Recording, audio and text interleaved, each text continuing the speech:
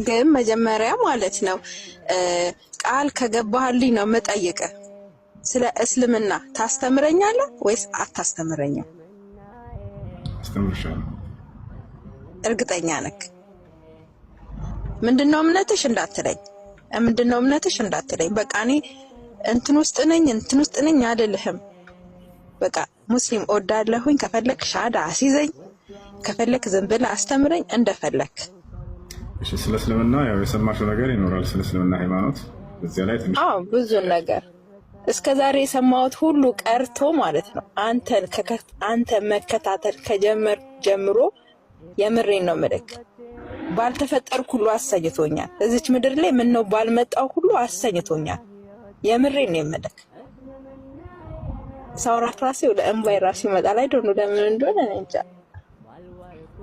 እሺ፣ ባጭሩ ስለ እስላም የሰማሽው ይኖራል። ባጭሩ ላስረዳሽ። እስላም ማለት አምላክ ራሱ በነቢዩ የደነገገው ብቸኛው መለኮታዊ ሃይማኖት። ይህን አምላክ ራሱ ሲነግረን ምን ይላል? ሸረዐ ለኩም ሚነ ዲን ማ ወሳ ቢሂ ኑሐን ወለዚ አውሐይና ኢለይከ ወማ ወሰይና ቢሂ ኢብራሂመ ወሙሳ ወዒሳ ይላል። እነሆ ይህን እስልምናን ሃይማኖት እኔ ደነገግኩላችሁ ይላል አምላክ ራሱ ለነቢያት ደግጎ የሰጣቸው ሃይማኖት ነው። ከዚህ በፊት ለኖህ፣ ለአብርሃም፣ ለሙሴ፣ ለመሲሁ ደንግገው የነበረውን ሃይማኖት እያለ ይናገራል። እዚህ ነው ነቢያችን ሰለላሁ ዐለይሂ ወሰለም አልአንቢያ ዲንሁም ዋሂድ ወሁወል ኢስላም ይላሉ።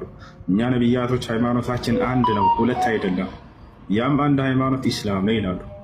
ይሄ ነው ነቢያቶች ሁሉ እንዳለ ልጆቻቸውን ትውልዶቻቸውን ሙስሊሞች ሆኑ እያሉ ነው ያዘዟቸው። ይህን ለምሳሌ ስለ ያዕቆብ ሲነግረን ምን ይላል? ወያዕቁቡ ያ በንየ ኢነላህ አስጠፋ ለኩም ዲነ ፈላ ተሙቱነ ኢላ ወአንቱም ሙስሊሙን ይላል።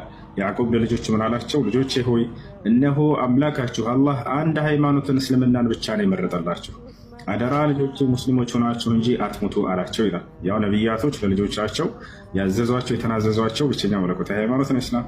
ዮሴፍ ከያዕቆብ ልጆች መካከል ተመርጦለት ነበር። ዮሴፍስ እምነቱ ምን ነበር?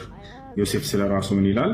ረቢ ቀድ አተይተኒ ሚነል ሙልኪ ወዐለምተኒ ሚን ተእዊሊል አሐዲስ ፋጢረ ሰማዋት ወልአርድ አንተ ወልይ ፊዱንያ ወልአኺራ ተወፈኒ ሙስሊመን ወአልሒቅኒ ቢሷሊሒን። ዮሴፍ ምን አለ?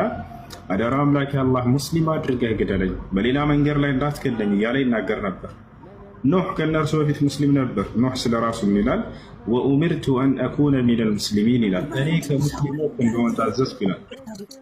እና ይህ ነው هذا هو الإسلام ብሎ ማለት ኢስላምን ለተከተለ ሰው ታዲያ አምላክ ምን አዘጋጅቶለታል? ምን ቃል ገብቶለታል? በቀጣዩ ዓለም ከሞቱ በኋላ ወደሚለው ስንመጣ ገነትን እንደሚያስገባው ቃል ገብቶለታል። የዘላለማዊ ሀገር የሆነችዋን ሊሰጠው ሊያወርሰው ቃል ገብቷል። ይሄ ሲናገር አላህ ምን ይላል? አለዚነ አመኑ ቢአያት